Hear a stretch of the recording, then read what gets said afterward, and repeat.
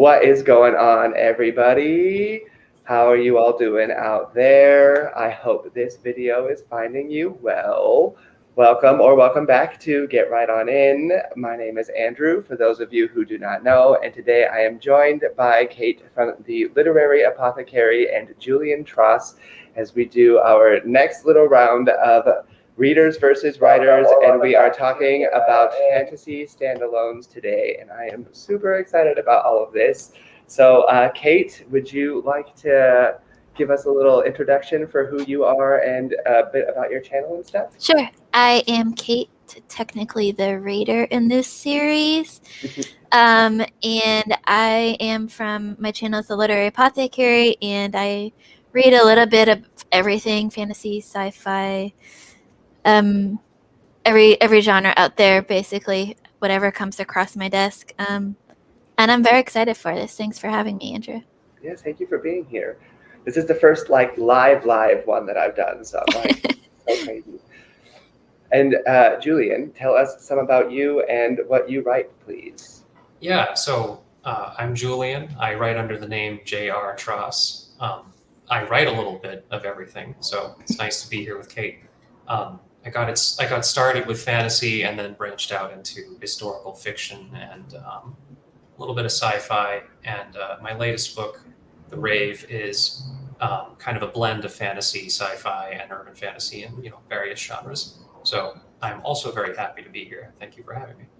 Wow! And right before we started, you said that you have 20 books on Amazon now. Yeah, that's right. Yeah. That's so many books. When did you publish your first one? When I was 18. And okay. I will not say the title now because I'm not, it's not that no one should read it. It's just that I've moved on and I hope that I've grown. It's been a long time. And Andrew can relate. Yeah. I took a hiatus while I was in school, and then after I finally recovered from writing academic stuff constantly, I found my creative side again. And the last 7 or so years, I've been just writing every day. So.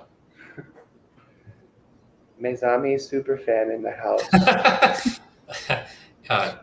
Hi, Leslie. It's great to see you here. I assume Mezami is one of your characters. Yeah, Mezami is a character from The Rave, and I feel like I shouldn't tell you more because part of his introduction is the element of surprise is important. But yeah, I love Mezami. He's one of my favorites. He's the one that is the best of all of them, like the nicest one, like the easiest to like, I think. I hope. Yeah. One of them. It's cool to have Leslie here. Yeah, no, that happens to be the book that I have on my Kindle, so. Awesome. I'll get to know him soon. Yeah. That's so cool. All right, so who wants to kick this off here? Who has thoughts that they want to get right on into, for lack of a better phrase? I mean, I guess I can go first. I just think from the standpoint of a reader that's both just getting really into fantasy, I've read a lot of different genres over the years, but this is kind of the past year I've really been getting into like what I call the new age fantasy. It's hard when it seems like every book I pick up turns out to be part of a series. And I want to read everything, but when everything is part of a series, it's hard to spread my reading love to other writers when, especially when the book is written so well that you just want to go straight into the next book. And it turns out to be like a 10-book series, or, people are like, or like the first book is, a lot of times the first book in the series is the weakest because the writer is just finding their groove and getting into it. And people are like, just wait until book 5 because that's when they really hit their stride. I'm like, but then I have to get through the first 4 books just to get to book 5. Whereas if you have a standalone, you can just read the standalone. The story is wrapped up in one book, and then you can move on to other great books written by the same writer or other writers. I think that you kind of like what you said is one of my biggest thoughts. Sorry, Julian, I didn't mean to like cut you off. But when you said like the book one being like the hardest one or whatever, then they get their stride. And I think that that's why standalones are pretty hard to do in the fantasy world. Oh, because like there's so much to do in like one book, and it's so hard to like get all of the world building and the magic and the everything like all into one. But Julian, share some of your thoughts, please, on what you think of this. I totally agree. And a lot of first-time writers get soft and hard pressure, series forever. There's a lot of soft and hard pressure to that funnels new writers into series, because a lot of people have told me over the years that trilogies is how you sell fantasy. You have to write a trilogy, or you have to write a long spanning series of 5, 6, 10, and a lot of newer authors do have to write several books before they catch their voice and their stride. I totally agree. Which is one of the reasons I brought up that first book, That Shall Remain Nameless, because that was definitely like one of the books on my journey to finding my voice, more or less. And I totally agree with you, Andrew, that the world building has to be so much denser in a standalone. You have to really, every word has to count, whereas if in a series you have a little bit more looseness to, it's a little more forgiving, isn't it? You can kind of tumble your way through, and if not every scene is the most relevant to the main narrative, it doesn't matter as much because you have 5 books. Yep. But it can be really discouraging. I just finished this book series recommended by the Library of Alexandria, Alan, and it was Red Rising. I finished the first book, I should say, and it was really, really good. But then I was like, okay, at least it's a trilogy. I can get right on it. But actually, it's get right on it. But it's actually like 5 books long or 6 books long. And Yep. I immediately felt that response just this morning, where I was like, I don't know if I have that kind of time. Should I be going into other standalones? I don't know. Right. I definitely, I feel you on the whole idea of like the trilogies thing, just because like when I was first writing myself, that was actually something that like they said to me as well, because they were like, when you're pitching these books, like editors and publishers and whatever, they want to know that you have more to offer than like just this one time. But I like this comment right here too, that YA is buying more duologies instead of trilogies the last few years. I feel like, duologies and trilogies are definitely much less intimidating, because I think like books like The Wheel of Time, like those series where it's just like, where do you even start? Or especially here, what Amanda said. Sorry, this is the first time I actually have like comments to keep up with. But it's like how Amanda's saying it feels hard to get in on discussions when everyone's already so far ahead. And then like if you're a newbie to the genre, and I think that that's where it could get like really intimidating. Absolutely. I think like I have an MFA in creative writing, so I have a little bit of experience on the writer side of things too. And I think like I love both series and standalones as a reader. My MFA is in nonfiction writing, so from the writing standpoint, I have totally different experience in writing. But I had one of my professors wrote both fiction and nonfiction, and her second book was a Pulitzer Prize nominee, one of the finalists that year. And she always talked about the editing part of writing. And I think with standalones, editing is so much more important than in series, because as Julian was saying, with a series, you have a little bit more leeway to kind of have those scenes that maybe aren't crucial to the story, and you have more room to build up characters over time and whatnot. Whereas standalones, you have to get everything into that book, so the editing has to be spot on, or else you're going to lose your readers. Whereas with series, you have more time to kind of spread things out, and I think they're a little bit more, readers tend to be a little bit more forgiving with series, because you know that something's going to be developed over a couple books instead of just all in one book. Yeah, I completely agree. And you you have more opportunity to develop a fuller cast of characters with lots of side arcs and everything as relevant, hopefully, to the main thread. But that comes at the cost of momentum as well, right? You're not driving the main arc forward, which is, I think, what readers really want to see ultimately. At least that's what I was told. Like, you want the character to do the things that get to the end. You want to always feel like that character is being pushed towards the inevitable result and, fighting and resisting and struggling. And so if you there's also, I think, this inclination sometimes, because you feel like you have to write series, that you start padding out because you feel like I need enough content for a trilogy, when maybe really you have a standalone book. You just don't know it. Do you have any standalones, Julian, or just that one? I do have standalones, but not in the fantasy genre. Probably for a lot of the reasons that we're going to be talking about tonight. The I don't want to say stigma, but sort of the general care that's taken to avoid fantasy standalones for the most part. But when you brought up this topic a while ago, I was thinking, have I even read any fantasy standalones in a long time? And it's not that they don't exist, it's just they're not as prevalent. Yeah. But I did come up with a list of things, of fantasy standalone books that I've enjoyed.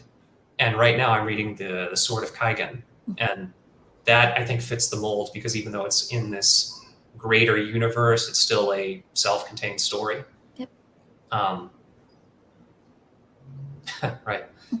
Yeah, that's a good call, I think. But the Sword of Kaigen, I'm not too deep into it, but it seems to do this really good job of creating a East Asian inspired universe that is still fantastical with magic and stuff, but it borrows some of the flavor from our world in an interesting way, so that you feel more tethered to it, and it can build the world more quickly that way.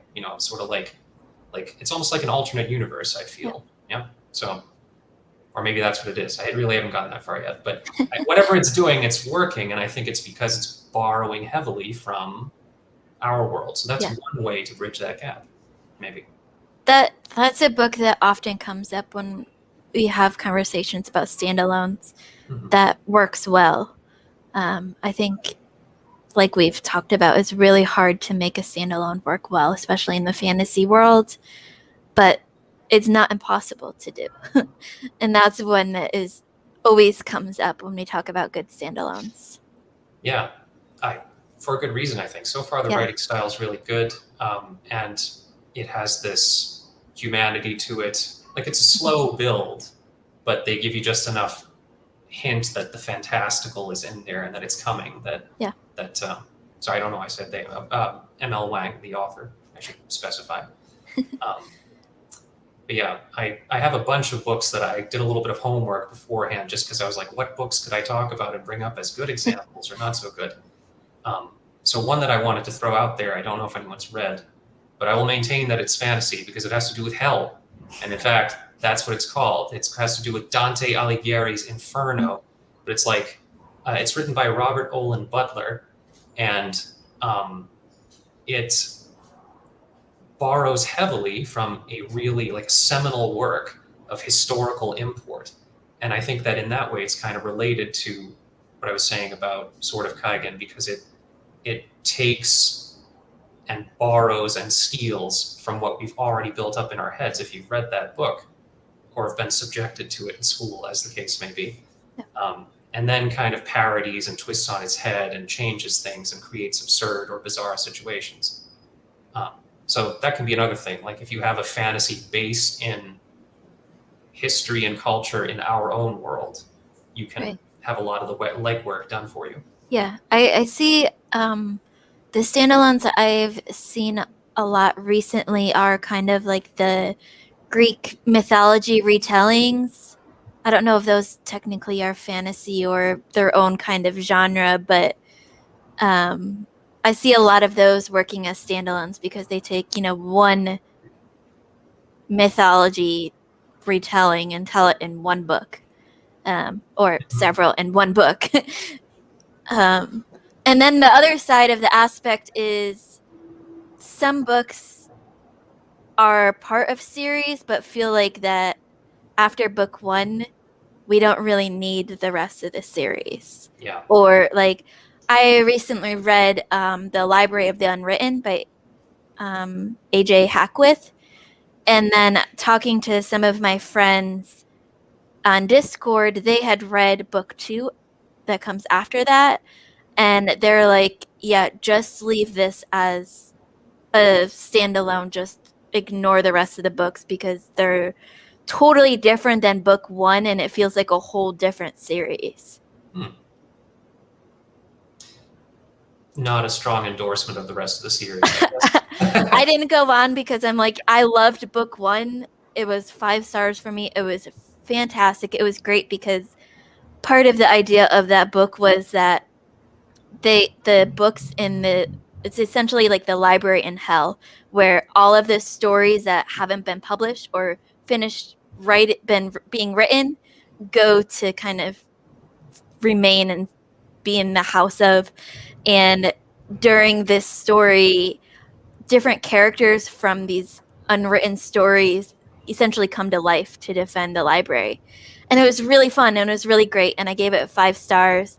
And then I talked to Abby Salter and she had read book 2 and she's like, I loved book 1. I gave it 5 stars. It was one of my favorite books I read.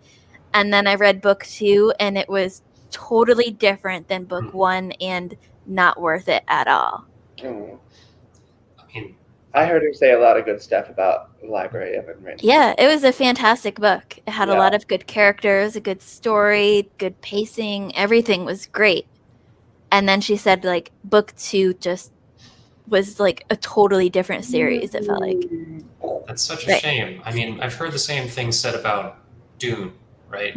Not that, Dune is kind of a divisive issue as well. Like, I really enjoyed the first book, but I've been dissuaded from trying the other ones just because it becomes sort of like a journey of the mind and this deep dive into Alice in Wonderland style insanity, which can be a lot of fun. But I think what I liked about the original Dune, which makes me hesitant to dive deeper, is, the like weird twist on the Messiah thing and, space wizards, which is always cool. So I hear what you're saying. Yeah, it's such a disappointment. But I'm going to read that book now, the Unwritten Library. The Library of the Unwritten. Okay. Yeah, Gotcha. It's great. It was really fun. Yeah, see, we've got someone else who, another anti-endorsement for the Dune series after the first one. That's the most common opinion, I think, about Mr. Frank Herbert. That's interesting. I don't know. I feel like, I mean, I agree, obviously, with everything that's being said, especially in regard to like certain series that just don't even need to be a series. But then also, I guess, backtracking to something that you said earlier, Julian, about just like the pressure that the writer may feel to like drag something out, or especially like if something does do well, and then you kind of want to like capitalize that, or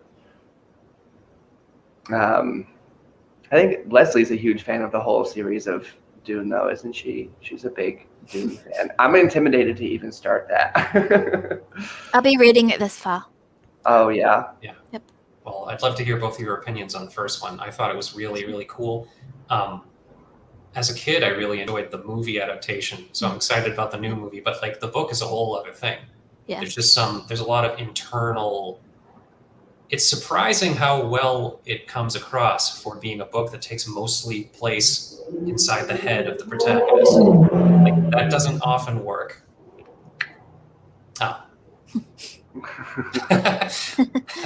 Okay. Heard. Yeah. Another shutdown for Frank Herbert. There is a lot. Oh, I'm sorry. Go ahead. I was gonna say, isn't Frank Herbert's son like continuing the series now as well? Isn't there like $1 million? Yeah, I mean, there's a lot of money to be made in the Christopher Tolkiens and the Herbert Juniors of the world. So, oh yeah. Well, let's see. Okay, so yeah, let's talk about your books for a while, Julian, and your writing process and things like that. You are the writer here, so you do get some spotlight. Well, thank you very much. It's a pleasure to be here, and I'll just say that I've written several fantasy books one of them actually is in a series, but it is kind of a standalone story. It's like halfway there. But I wrote it with a friend of mine, Silas Jackson, who may be watching now. I told him about this.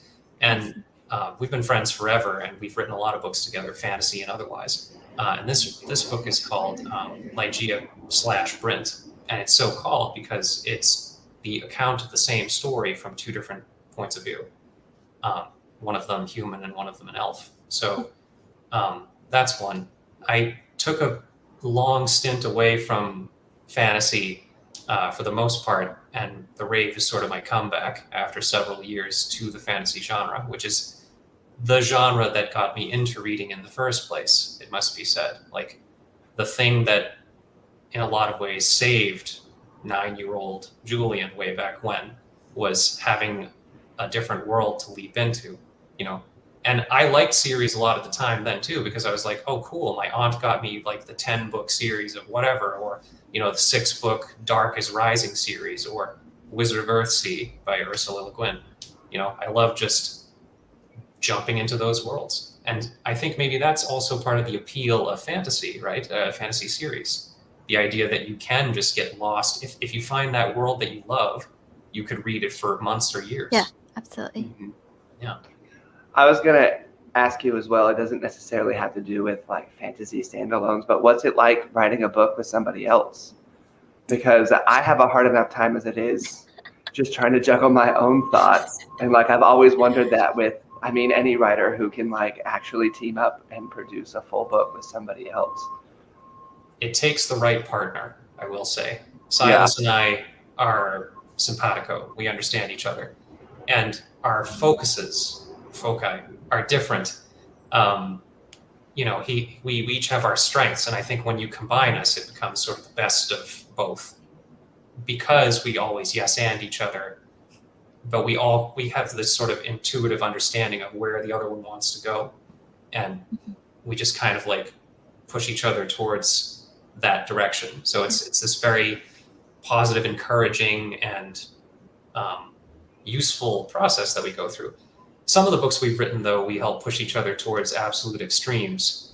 like we wrote the series together called Birds Are Not for the Cat, which may as well be fantasy with how ridiculous it is sometimes, but it ostensibly takes place in a version of our world, and it's just, let's just say that it starts off with two people who are very, very loosely based off of ourselves who go insane working in a factory, and then it becomes something else several times in a row. So to circle back to your question, I've tried working with others, and it's always been instructional, useful, interesting, and challenging. Working with Silas has been all of those things, but like with this, I don't know, he's my best friend. We work really well together, and it's always a pleasure to work with him. So if you're thinking of cooperating and co-authoring with someone, you want to have a good relationship with them first, I think. Yeah. You don't want to just dive right into that, because it can very easily lead to the frustration of uncompleted work. Yep. And that really always bugs me when a project dies or fizzles just because two people can't agree on like one detail or one specific thing. So, oh, good Lord. Yeah. Well, You've been found. Oh no, what have I done? I'm sorry, Silas. You're going to see this. What have I done? My mother-in-law said, oh, hey, I picked up this book of yours. Like before my wife and I were ever married, she said, I found this book you wrote, Birds Are Not for the Cat. And I thought, no, please, no, anything. I should stop telling people that I write. But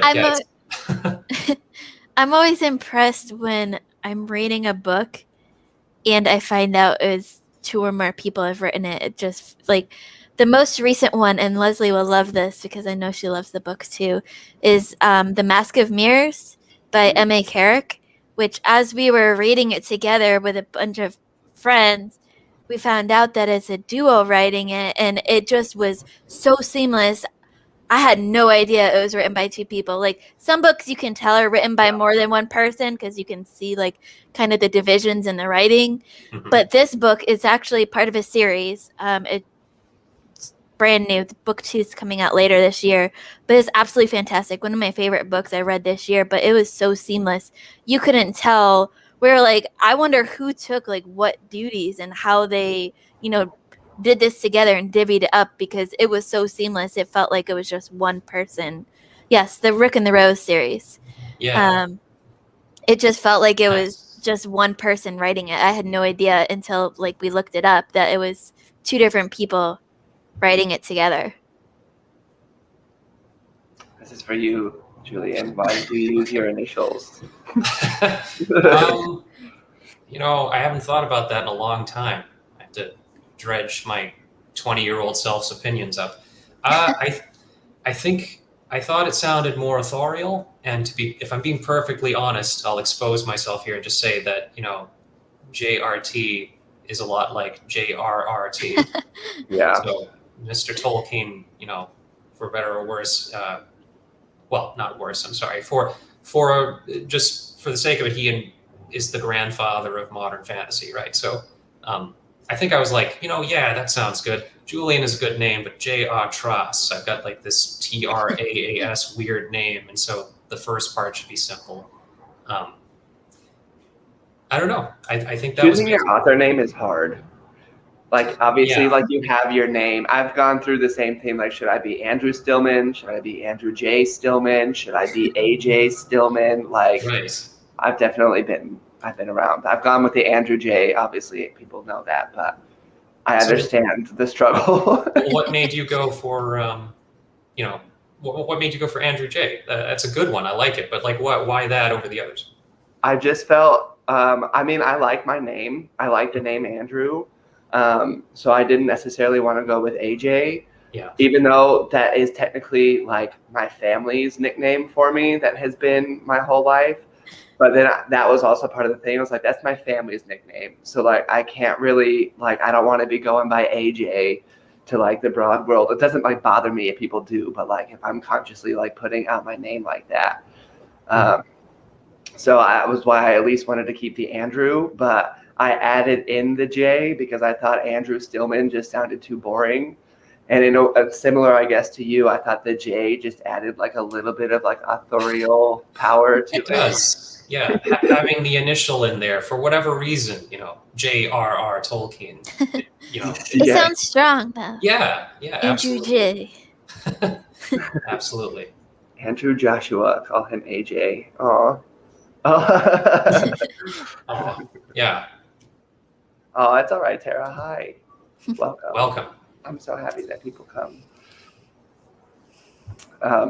Anyway, so on to the next portion of add a J to your name. Authorial tips. Yes, add a J. They are on Andrew J.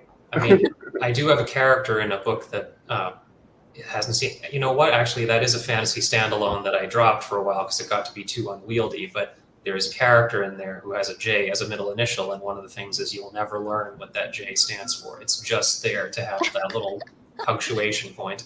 So I totally hear what you're saying there. Yeah. Kate, if you were ever a writer, would you be Kate? Probably not. Might be with like a silent J now that we're supposed to add J's to our Oh name. yeah, just like the wine Wednesdays. Yes. Just add the silent Silent W J. if you're not drinking wine. Yeah. I like that. Yeah. KTEJ, but the J is silent. Yes. I like it. I support it. Like a J in parentheses. Would you ever try to write a book, Kate? I mean, I have a book started from my thesis from my master's program. It's like halfway there. I need to finish that. I am. I actually have a group of friends that I've met. Alan, Library of Alexandria, and Angela, and Sharon, and Katrina, and Ariel, and I have formed like a little writing group that we have like writing sprints on Sundays now. So I'm going to be picking back the material back up and diving into that crazy world again. I thought you were about to say y'all were going to try to write a book together. Okay, no. That would be crazy. I've thought about something like that though. Like if you did, like, you know how you used to maybe you didn't, but like if you would like write a sentence and then you'd pass it on to someone and then they'd fold yours down and write another one and like pass it on. We did that in class Yeah, I've always as a wondered kid. about doing that, like with like maybe like a chapter, you know what I mean? Like I'll write this chapter and send it off to you, and then like the next person will write the next chapter, and then so on and so forth, after you've had like some time to talk about like the general plot of the book.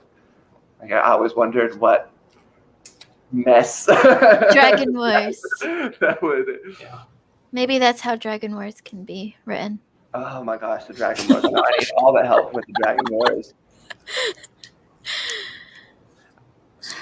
This question goes out to both of you. Kate, do you want to take this one first? I will probably never write urban fantasy or magical realism because my writing specialty is in nonfiction writing, and it's based off of, at least the book that has been forever in progress is based largely off of my family history and how my crazy ancestors has affected our life today. So probably, I mean, maybe one day, who knows what will happen in the future, but it's not anywhere in my near future. What about you, Julian?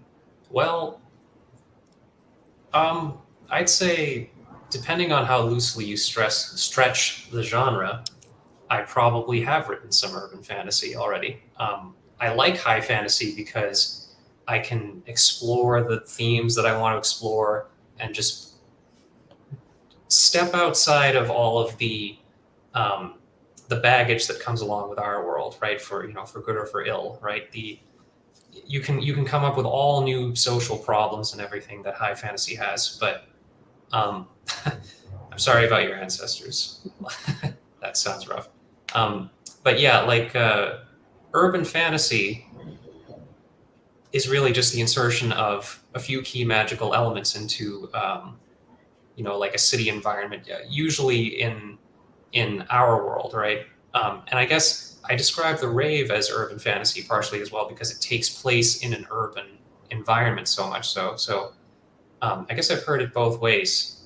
I just wanted to get both of yours opinions on this. How would you define the category urban fantasy? I don't know. I don't really read that much urban fantasy, to be honest. Like, I mean, there's this one. I wish I had it, like some of the books here with me, but most of them are in storage. I guess part of me, like, I think of like a Shadowhunters or something like that type of like just magic in the real world type of like situation that it's just like, I like being in San Diego, like if I went outside and saw someone with like an energy ball and like throwing it at somebody, like that would be like an urban fantasy type of idea for me personally, I guess. Yeah. To me, basically same thing, just kind of fantasy in, our world instead of a alternate world or Earth or whatever. But I'm so new to fantasy and all the different genres within it that I probably, in my mind, fantasy is just one big genre. And so it's like, I know that there's, little mini subgenres within it, but it would take someone pointing out to me and me like thinking about it a lot to be able to distinguish, oh, this book is urban fantasy. This book is high fantasy. This book is this. I'm just like, this is a great fantasy book. Yeah, absolutely. And Andrew, you just mentioned, I think that's part of what the challenge of a writer, marketing yourself, right? That's the main thing. I didn't really, subgenre. Yeah, like where do you fit? So if we define high fantasy as, I mean, that's a little more clear, I think, because usually high fantasy is different world. Everything is pulled out of the imagination of the creator or creators. And then urban fantasy, I suppose I think you're both right. It borrows much more heavily, or it exists in our world, but you twist our world in certain key ways. Yeah, exactly. The Dresden Files. The series that I was going to mention that I wish I had is a self-published series. It's called the Alastair Stone Chronicles, and it's very similar to the Dresden Files as well. Yeah, I've read the first one, and that's exactly what it's like. Chicago, but I'm a wizard, and there's like a white council of wizards and everything. Um, yeah, that is exactly right. Yes. Really hard. Hello, here's the prologue. I'm going to give you 50 pages of Right. the lore of my world so that you can get started. I think that's in a standalone. Piggybacking off an earlier comment, you have to be way more economical with the characterization and the things that you show about your world. If you're going to, take that show don't tell approach, you have to show the things that essentially characterize your world. If your world has dragon riders, you have to have a character that showcases the dragon riders, whatever it may be. So yeah, info dumps are dangerous and the fastest way to lose the reader's attention. So, well, I see a lot with characters in standalones that seems to work relatively well, at least from my point of view. I tend to be a very forgiving reader, and I like a lot more stuff than a lot of readers do. But what I notice a lot, or sometimes I should say not a lot, is that in standalones, because you have such limited space, when it comes to characters, usually you have like your main character gets all the focus, and then you have, your side characters that like one or two details about, but most of the things about your main characters. Whereas in series, you have more room to expand on more of the characters instead of just that one main character. Absolutely, I agree. My answer to this is yes, personally. That's going to be a hard maybe from me. I don't want anybody else to write the screenplays for any of my movies. Back off. Yeah, I mean, for the right price. I just mean, Silas and I have talked about it, but I think that this question is hard to answer, just because I don't know how it goes with you, Julian, when you have like beta readers or whatever. Like once you start getting opinions, everybody has a different opinion. So like there will be readers who are like, I need you to show me more here, or I need this to be like written out and spelled out for me, or I'm confused. Or you have readers, I guess, who fall into this, like, don't explain everything, like let me piece together things by myself. And so like it's that I get caught up in those types of things personally sometimes, because I'm just like, I don't know, like, because you do want to please everyone, even though you know that it's impossible. Not actually possible to do. But like, that's what, at least for me, like gets hard sometimes when like I'm producing manuscripts and stuff, because like you do start to get all those different opinions, and it will always be in the back of your head.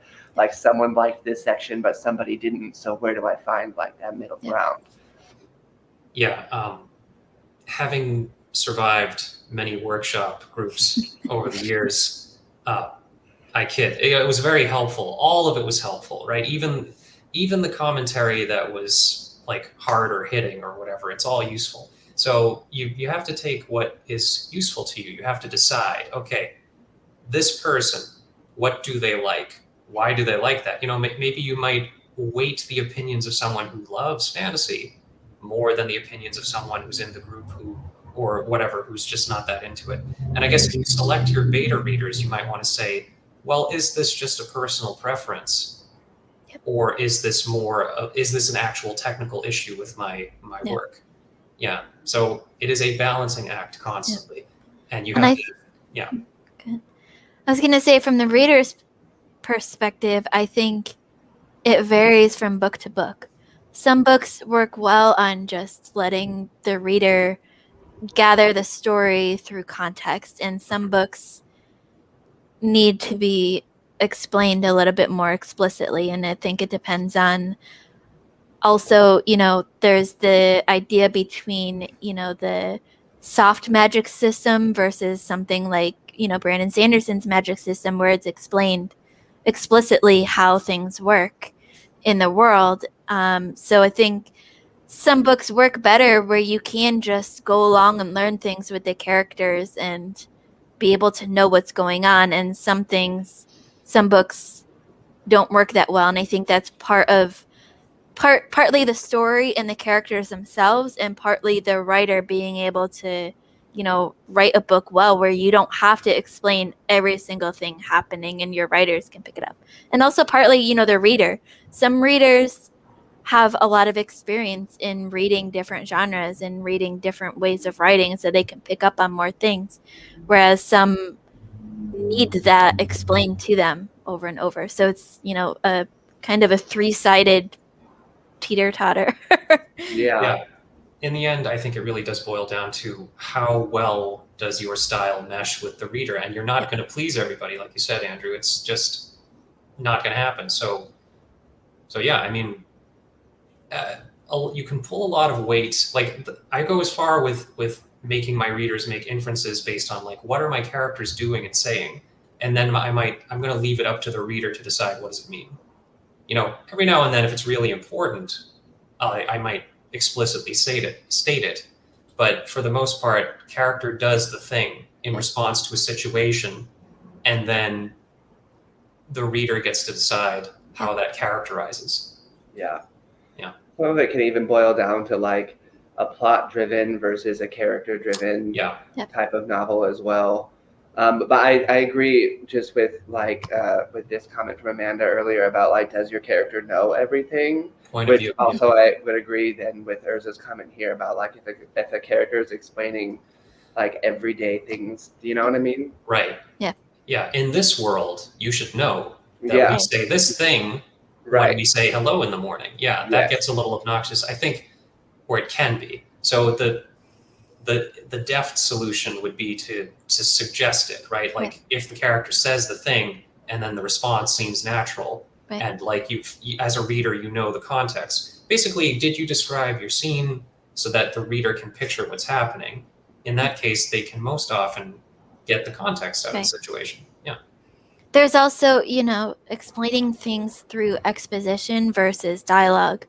Like one of my favorite devices to read is kind of the teacher mentor trope where, you know, we're the younger main character and we're learning things along with the character, but they have, you know, this teacher or mentor or whatever you want to call them that's teaching them a lot what they need to learn, and you're kind of, it works better obviously with like a series, like say in the first book, you know, like I think of the Mistborn Era 1 series by Brandon Sanderson, where in the first book, The Final Empire, Vin is learning the magic and all of the tools that she has from Kelsier and all that they're going to be doing towards the end of the book as you go along with it. And that, you know, adds up to what happens in book 2. And that adds up to what happens in book 3. And that kind of lets, you know, the reader kind of both learn it and add it together in their head as it's going along. And it's not, to me at least, it's not info dumpy because you're learning along with the character, whereas if it's just an exposition saying this is what happens in the world, that to me is the difference between, you know, explaining your world versus info dumping about what's happening. I totally agree, and I did just want to piggyback off that and say that then when you're explaining things through dialogue, it can be a back and forth, and it can be done in the voices of the characters, or it will be done in those voices. So you can pull the weight of the characters' interactions, which then makes it much more fun than narrator insertion. Yeah, totally. Yeah, it's the fish out of water trope, right? Like this is a character who doesn't know everything, so they're a stand-in for the reader in some way. Yeah, it's funny. He wrote that like as you said it. You two were on the same. I see you, Ben. Yeah. I definitely do think that the danger of info dumping is the biggest hurdle in standalone fantasy work. Yeah. I mean, you think you had a good point there with Mistborn, Kate. But even with that, when I was reading it last month, he had a little part at the beginning. I was trying to look for it over here, but he was talking about how Mistborn itself could actually be considered like a standalone in of its own right, which I would also agree. Yeah, the first book, definitely. Yeah. I feel that, yeah. But see, then I would carry the unpopular opinion in sort of Kaigen in that, like, at the beginning for that, like, I totally just lost interest because I felt so info jumpy. And even it's a horror book, but when I was reading the second Patience of the Dead Man here, at the beginning of the second book, I was just like, so much is just being like told to me right now that sometimes it's like difficult to really connect in when it's just like, I feel like it's like a campfire story at the same time. Like someone's just like, and this happened, and then this happened. Another problem that I find I have with series is that sometimes it seems like writers feel like in book 2 or book 3 or whatever subsequent book it is, they have to explain what happened in the previous books. And I'm like, but I just read this in this book. Like, I read a Nora Roberts series last year, and it was like book 1 was great. And then book 2 started with a epilogue or a prologue that explained everything that happened in book 1. And I'm like, but we just if you wouldn't just jump in the middle of a series without reading the first book. Yeah. So you know what happened in the first book. And now you're explaining this to me all over again when we could have just gotten straight to where story starts in book 2 instead of having to go back and explain everything that we just read. Just a counterpoint to that is that sometimes that also depends on how much time has gone between books, because not everybody rereads. Oh yeah, Because I mean, I've just been through that before, like writing in like in my own little world. But like, I totally agree with you, Kate. But like, it's also like one of those things where it's just like sometimes you do have to kind of like remind the people who's just like, so this is what happened, like just in case it's been 3 years. And I think it's a balance. Yeah. A little bit of a refresher is good, but if you go into an entire chapter explaining about what happened in the previous book, you might as well just bring up a summary of the previous book to figure that out. Yeah. So I'm dealing with this right now because I'm currently working on the sequel to The Rave. And my operating philosophy right now is try to do it through dialogue and through scenarios, right? Like you were saying, Kate, the whole exposition through dialogue. I agree that, there's a need to refresh people if it's been a long time. You have to let them know, okay, this thing that's happening now, it would help to know this detail from before. It's coming, Leslie. I'm working. The first draft is done. Boy, is it huge. What an undertaking. Talk about editing one day. But anyway, so what I'm working on now is, what I have been working on is having the feel of an independent novel, almost in a way, because it's a self-contained story. Someone earlier in the comments mentioned that second book slump, which is basically the same thing as the mid-novel slump. Okay. Any book, any arc can have that happen, that loss of momentum, because in the beginning you're driving forward, and then you're just padding the pages, and then there's the conclusion where everything's exciting and fast again. I've done everything I can to avoid that within the novels and also within the trilogy by having them be, like the problems of today dealt with by the people of today that then slot into the overarching narrative. And I've tried really hard to do that one way by having references to what happened before that organically impact the world. Right. Like the fight that happened at this place now results in the crackdown by the police here, or whatever, So maybe there's a way to more organically insert it rather than, as someone else in the comments said, that prologue info dump that bridges. I also have Andrew knows this because we've talked about it before. I have a problem with prologues and epilogues, whereas I haven't read a lot of good prologues and epilogues that felt like they really needed to be a prologue or an epilogue. And I'm the type of reader that's like, why can't this just be chapter 1? Why does it have to be to me, a prologue and epilogue have very specific meanings and purposes. And a lot of the prologues and epilogues that I've read feel like they could just be another chapter in the book instead of a prologue or an epilogue. So to you, I'm curious, what is it that you would say is the ideal function of a prologue or epilogue? Kind of either setting up a story, like I keep referring to the same series, but it's a fantastic series and it's one that sticks in my head. But like the Brandon Sanderson one that he uses at the very beginning of the Final Empire. Mm-hmm. That kind of sets up the world, but at a different time, or like a different series from Blood and Ash by Jennifer L. Armentrout.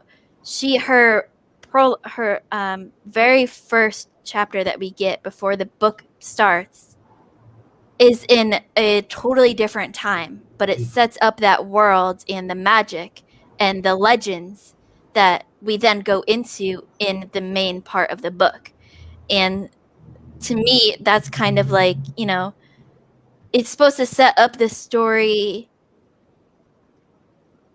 in a way that kind of, prepares you for the story that you're going to be reading. But it's hard to explain.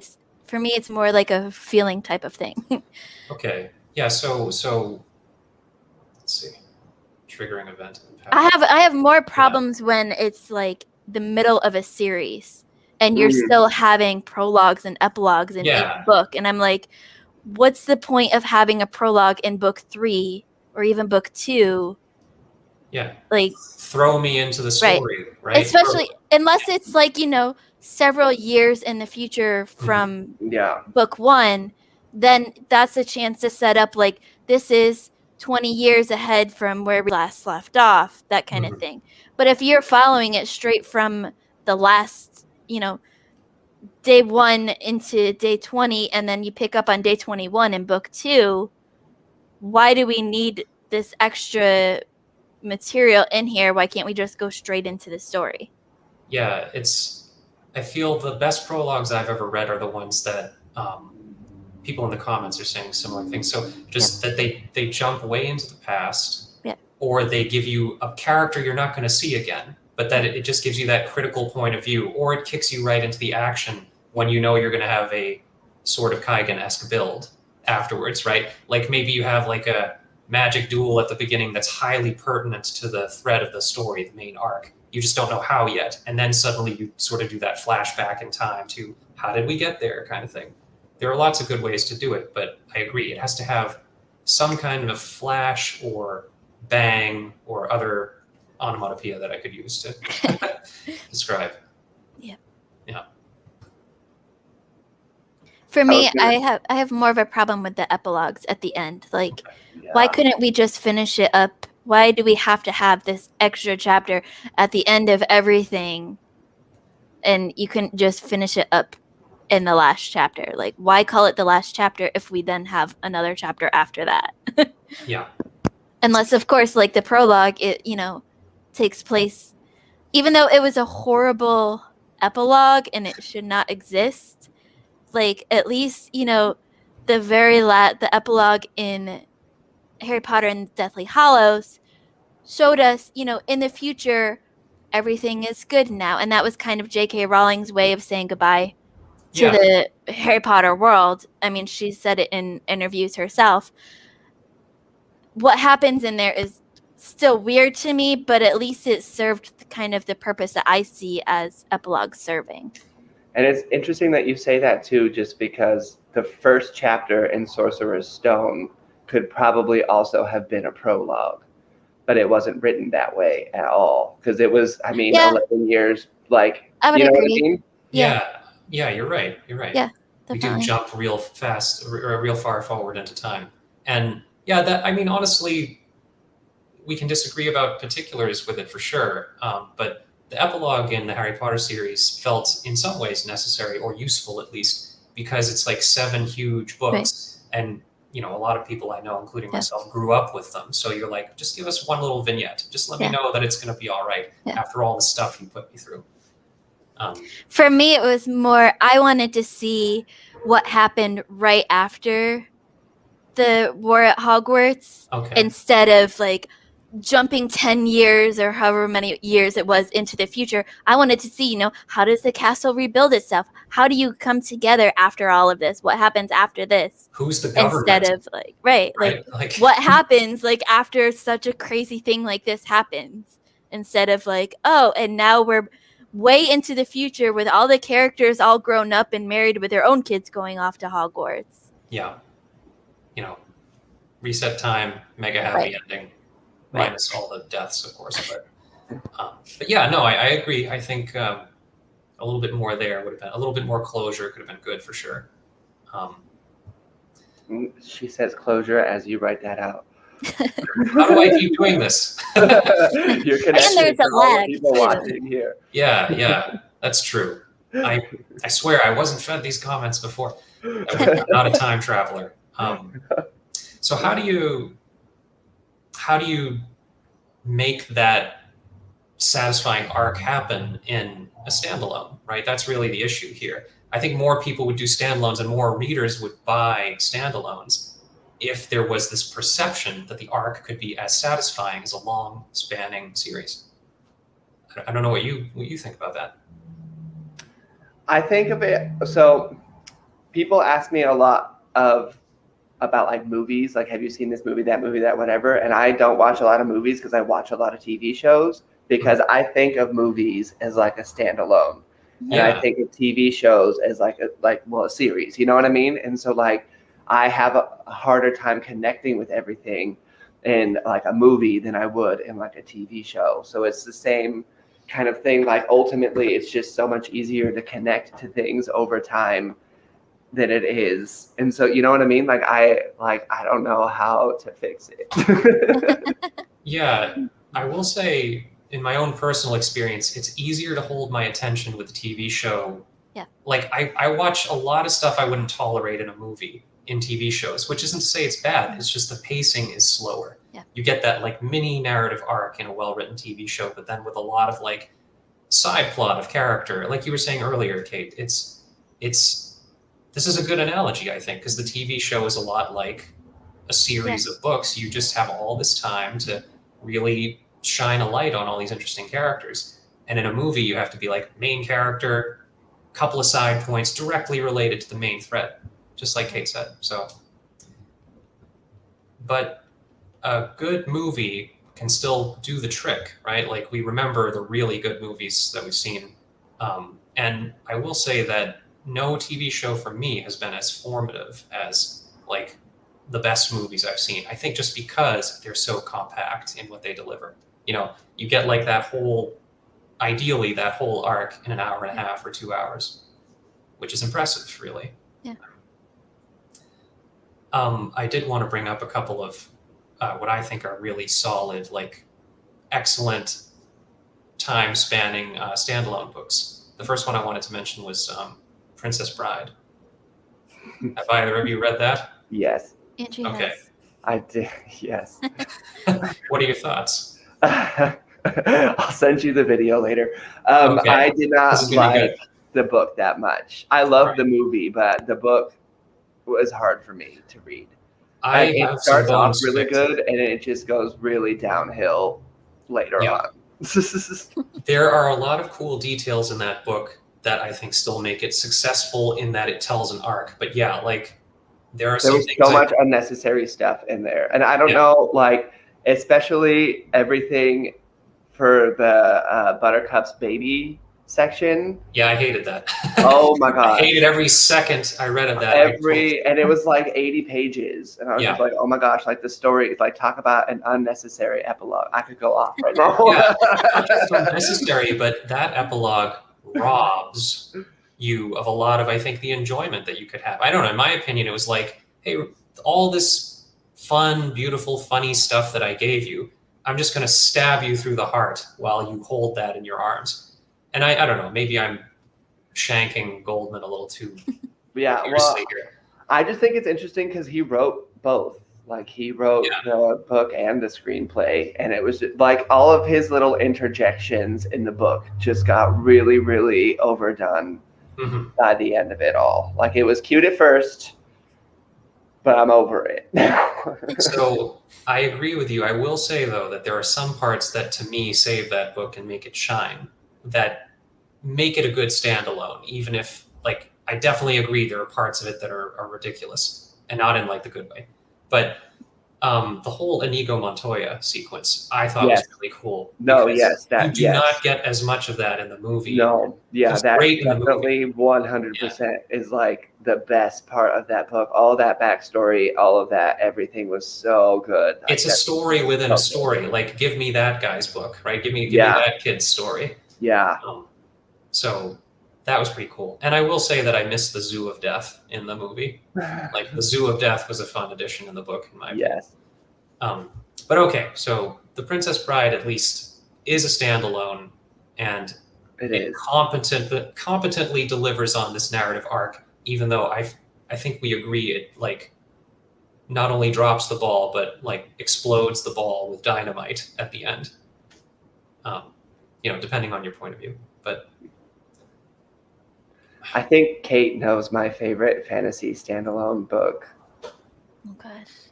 It's the one that you were going to read for my birthday month. Oh, Even though yeah. there are technically other I'm books in it. I'm but- still going to read it, just not during that month. Oh, because that month has month's out. passed. It's all good. It's still on the schedule. That's the never ending story. Yeah, okay, yeah. I've not Freaking read it. love Hear that book. excellent things. Yeah. Freaking love that book so much. Also, do. what is it about that book that does it for you? Well, the movie is only the first half of the book.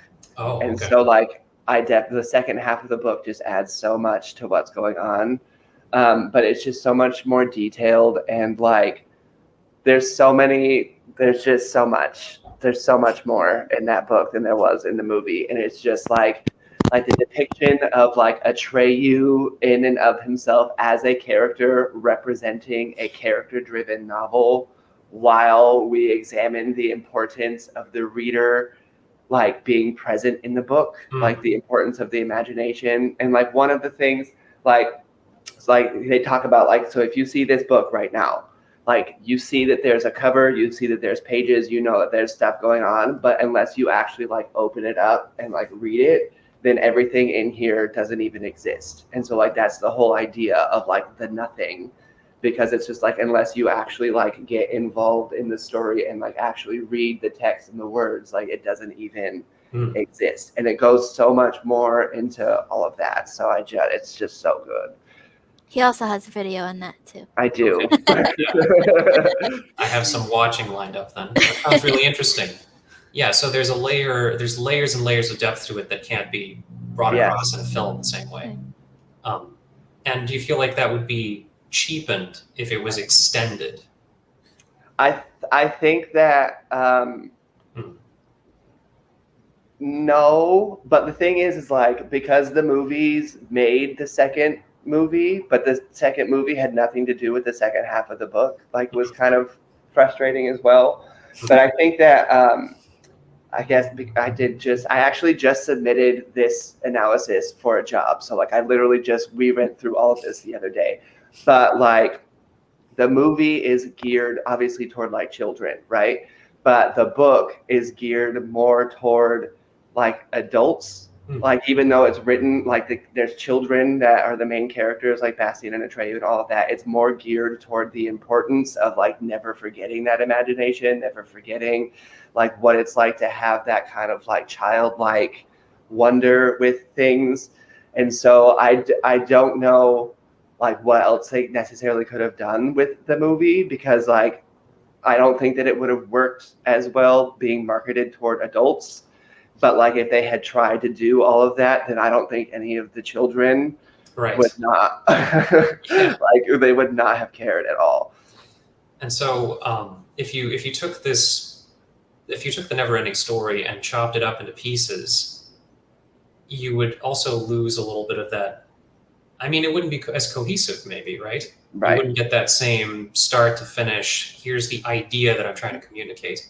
And maybe more than anything else, a standalone book has to have one thesis, one central idea that it's communicating. Where in a series, I think you can mess around with themes, and you can have like divergent paths and dead ends, but a standalone has to be like, this is it. This is the experience you're getting.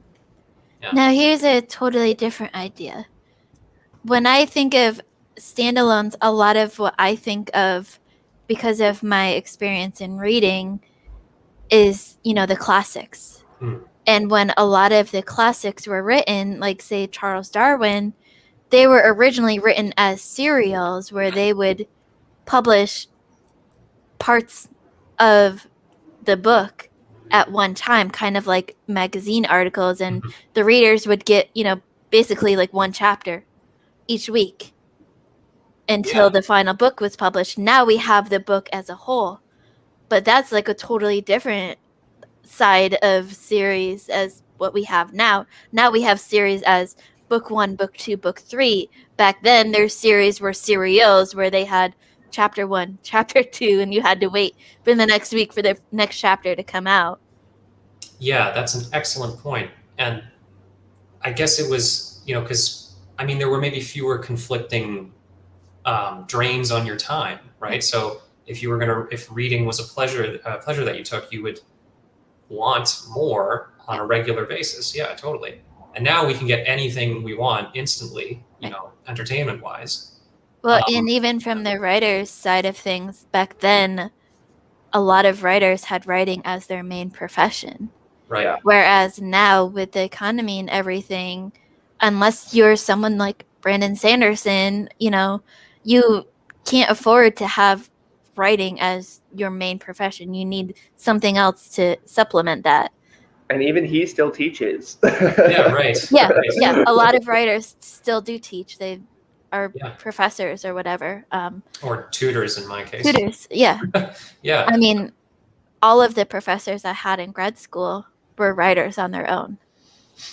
Yeah, and serializing in the earliest days, I suppose, was also like a steady paycheck.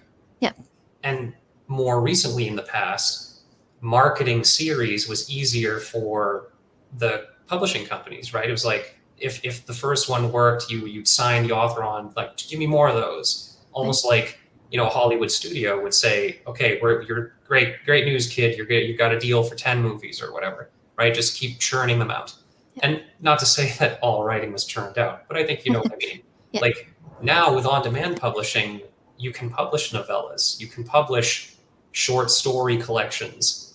You can play much more fast and loose with what you want to deliver, especially with indie publishing on Amazon and other places. Yeah. So maybe we can see the resurgence of standalone novels as an art form, or see more of them from the indie community at least. Yeah. Well, is there anything else anybody would like to discuss on this topic here? Because we have now moved past my normal little 1 hour. Yeah. Well, which doesn't bother me at all, but I just want to. I very much enjoyed talking to both of you. I honestly could probably I could listen to this conversation for probably another 2 hours easily. So, it's just been a lot of fun. I'm happy to talk more, but, I adhere to the will of the host. I just feel bad for the audience if we keep them here for the next 2 hours. Our captives. We can go off on these conversations. That was always the nice thing about the Zoom. The Zoom's like, you're done. I was going to say, is there anything in the audience that they want to still just have us discuss? Because, like Julian, I could talk about this forever. And I'm sure our conversation will continue over on Discord after this. But while we're here on video and you can actually hear us talking, is there anything that y'all want us to talk about? Thank goodness that you two have experience with YouTube, because I would not, like you're the hosts, you've got this covered. I would just be like, I guess we're done. I don't know. Oh, interesting. No, personally, no. Yeah. Have not had that experience, although I could see how that might be an issue, right? Like, if the real world Right, exactly. If it starts parodying, or if it seems like you're going to parody when you're not intending to, I suppose you could. Um, that hasn't happened to me, but maybe I've just been lucky. I think those are even harder. Tried it once, ended up turning it into part one of a novel. Yeah. Expanded the story out. I'm sure it can be done. Yeah, I have plenty of those. I have so many things just sitting on my hard drive. I feel like it's the same idea as writing short stories. Yeah. For some Every people, time I've it's tried to write a easier. short story, it's turned into a book. Yeah. That's how you know when you're, a short story writer versus a novel writer. Yeah. Some people, it's easier to write short stories because it's condensed, and some people, it's easier to write novels. I think it might. I don't have a lot of experience with sci-fi or like thrillers, but I feel like maybe like a thriller would be easier to do in a novel because thrillers tend to have like a kind of like that formula. Yeah. To them, Yeah. I'm glad this question was asked because I just wanted to mention that my favorite short story of all time is a fantasy short story. I think you could consider it a short novella, depending on it's kind of right on the edge. But it's called "The Truth Is a Cave in the Black Mountains," and it's by Neil Gaiman. And I'm not citing I'm citing someone with incredible authorial authority one way or another, but that is a really good story that is a standalone, extremely short, and every single thing in there does triple the weight pulling that any other story I've read has done. So, to whoever asked that question, if you want to check that one out, that could be maybe a good yardstick, or maybe like a good litmus test, I guess. Like, do I like this? Do I think it works? I mean, to go along with Urza's question about, movies and books having problems that come close to real life, I think of, like the other side of things where you have a novel like 1984 by George Orwell that was written as complete, sci-fi fantasy back when he wrote it. And now you read it in light of today's world and you're like, a lot of this is relevant. I just reread it, I think it was last year, when our country was going through all of the crazy stuff that it was going through, and I was like, so much of this is relevant in today's world, even though he wrote it way back then. And we can also, as readers, I totally agree, and we can also, as readers, see patterns in things, right? You can find prophecy in just about anything, I think. So don't censor yourself if reality looks a little bit like what you're writing, even in fantasy. I would say just treat everything respectfully, and you probably can't go wrong. History will judge us whether we like it or not, or however it will want to. So,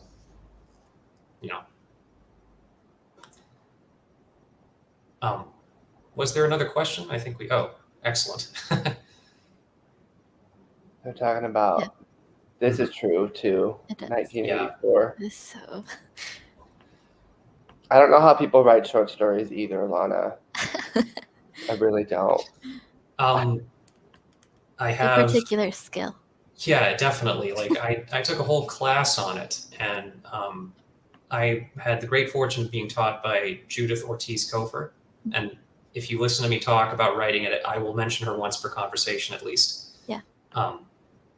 She was an excellent writer and a better teacher, and the art of telling a story in 200 words, I haven't seen anyone do it better. So, if you want to see good short stories, or good, really short stories in the nonfiction world, she would be a great book to pick up. Yeah.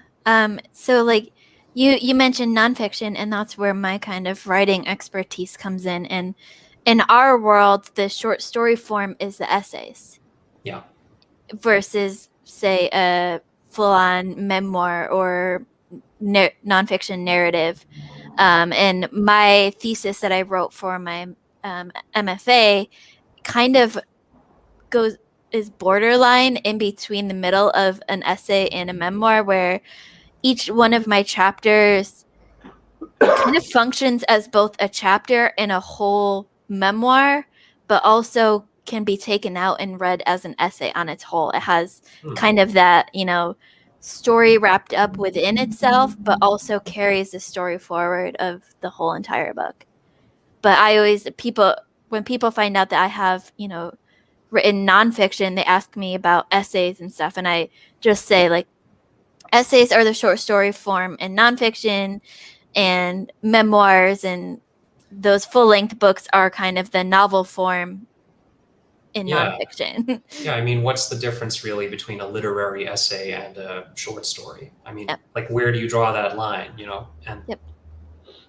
Yeah, I think that's a great point, and that's really awesome. Like, it's cool that you have. I mean, I don't know. I've written some nonfiction. I definitely feel more comfortable jumping into a different world. I feel like I have more room to play, and maybe I feel like I can talk about the things that I liked or bothered me, but with the safety of the veil of changed names. Right. Right. Yeah, that's always something. I started writing fiction, and then all of my classmates said it was so much like real life that I should just go into nonfiction.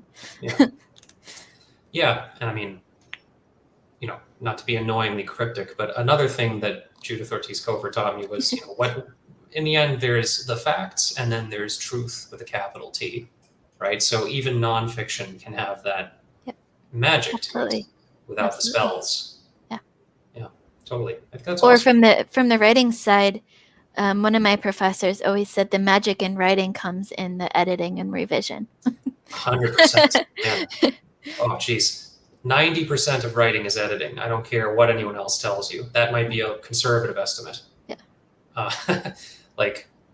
I finished the first draft of my ridiculously long second book. I know that the work has begun. Yeah. So, yeah. Editing is the worst. It's my favorite part. Honestly, I think I'm going to agree with Kate. I'm a better editor than a writer, and I feel like that's where I can put the magic in, like you said. I feel like that's where I can be like, all right, I see the shape of this lump of crap. Now I'm going to mold it into something pretty. Yeah. Oh my gosh, House in the Cerulean Sea. Absolutely. I'm surprised that we haven't talked about that at all today. I talk about it all the time. I know, that's why I'm surprised. I'm afraid I'm not familiar, so. I haven't read it. I have it right here. I got it for my birthday.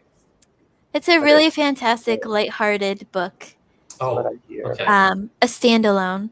Nice. Basically, the idea is that there's these 6 kids that live on this island in this house that are determined by their government to be dangerous, and is like, one is the Antichrist, one is an unidentifiable green blob, one is a wervin. There's a sprite and a gnome and like all of these different creatures, and like our main character is sent to kind of observe them and report back his findings on them. And it's one of those books that you can't help but fall in love with the kids, and people often talk about it as a hug in book format, and it's just one of those lighthearted books that will make you both laugh and cry at the same time. And you sold me, and thank you for saying this, because I had meant to mention this earlier, but I'll quickly say that, like, seems like, well, yeah, I mean, you're gonna have that happen, or for sure, like, that's horrible. That's how it goes. Editing is important. Yes. But like, tone is super important in standalones. I mean, it's important in everything, but you have to have a unified tone that connects to your unified message. Absolutely. So sometimes I feel lightheartedness and humor, at least, or like biting sarcasm, whatever your tone is, if you carry that through to the end, it will create the satisfying, like, as long as your plot isn't completely nonsensical, you'll have that satisfaction of feeling like you've taken a complete journey with the character, because people just like consistency, I think, more than anything else, right? Comfort. That's why we like lighthearted things. So you can write a tragic short story. Maybe it's just as easy, but for me, at least, writing funny is easier in short doses. Like I can manage that pretty well, more than tragedy. Though at the start of this show, you had quoted Ernest Hemingway, and when I had a lot of professors who had studied his writing and wrote a lot about him, both as an undergrad and in grad, and one of them, I forget which professor it was, but one of them gave us a 4-word short story written by Ernest Hemingway, and it said, "Baby shoes never worn," and that's like the most tragic story I've ever read. I remember that one, and I think there were 2 more words to the version that I heard. At least it was "baby shoes for sale: never worn." And you're totally right. That's so awful. Like, I mean, like beautifully done, but there you go, complete narrative arc, more or less, right? Yep. In 4 to 6 words. Yeah. So, well, yeah. So you're not done until you finish Taken Away. That's an extreme example for sure, but like I think that really illustrates. So awesome. Yeah.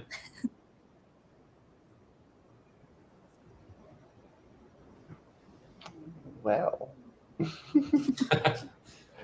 The awkward silence. Yes. Is there anything else in the comments from the people? Oh, here's the one that Urza was talking about. High ratings. Sometimes people get their friends to rate things highly. That happens. Yeah.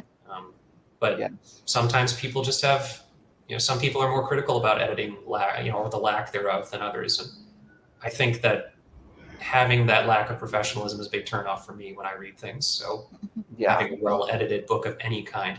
I will say, though, I've seen a lot of traditionally published books that have issues. Garbage editing. Absolutely. And I think a lot of the bigger writers, as they get bigger and bigger and more well-known, they don't have that deep editing like a lot of first writers would. I've read plenty of books by very big name writers, and I'm like, how did this get through the processes of writing and publishing? I'm like, this needs to be edited severely. And it's not even just like high level editing or where you deal with plot inconsistencies or like it's sometimes even just down to the line, words missing, letters missing, spelling errors. Or, the same thing said 5 times in one book. Right. I'm like, we've already learned this, not just in previous books, but in this book, you've already said this. Yeah, give us a little bit of credit. Right. Like earlier I talked about a Nora Roberts series that I read last year. It was a fantasy series that she wrote. And like overall, it was enjoyable and I enjoyed the read. But I think it was book 2, we get, the characters talking about something that they have to go and do and take, to further the story. And then later on in that same book, we see that same exact scene like actually happen. And I'm like, we could have had one or the other. We didn't have to see it essentially twice because it was the same exact details. The characters talked in detail about what they had to do in their plan.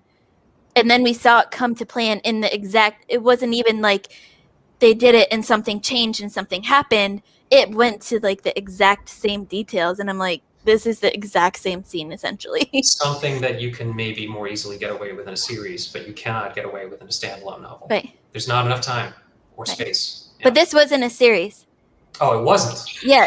It was in a series, and it happened in the same exact book. Oh, well, there you go. I don't know. There's nothing for it. Yeah, it wasn't like a flashback to an earlier book, even. It was like early book 2, and then at the end of that same book, it happened again. Yeah, I don't know. I'm like, if this had even a decent editor, they would have been like, this is not needed. Get a decent editor. Excellent note. Bottom of the line. Yeah, totally. All right, y'all. Well, I'm getting hungry, so I'm going to need to go sometime on the soon side. Understood. Cutting the conversation. You have been a gracious host. I very much appreciate it. You've been a gracious guest. I love this conversation. So nice. And I'm so happy that you to Uri's tag of Yeah. being part of this when I was Yeah. looking. I mean, thank you, Uri, for, whenever you see this, if you're seeing it now, thank you so much for tagging me. That was very kind of you. This has been an absolute pleasure to be here. I really appreciated talking to you both about this. Yes, I had a great time. This was a super fun conversation. And Kate, of course, thank you for being here. You've known about this topic and your involvement in it since I've January. been waiting forever. Then, thank you too, Kate, for sliding me into this trio. Yes. Yeah. Well, I'm super grateful. And thank you all in the comments as well, since Yes. this was the first live one. It was really fun to have part of it being influenced by what people are saying and asking and things. So yeah, I've never been able to do that live commentary kind of thing. So yeah, that was cool. It felt like a good discussion. Loved it. And if y'all haven't already, Kate's channel is linked down in the description box. And if you click on it, it will automatically subscribe you. So please just click on it.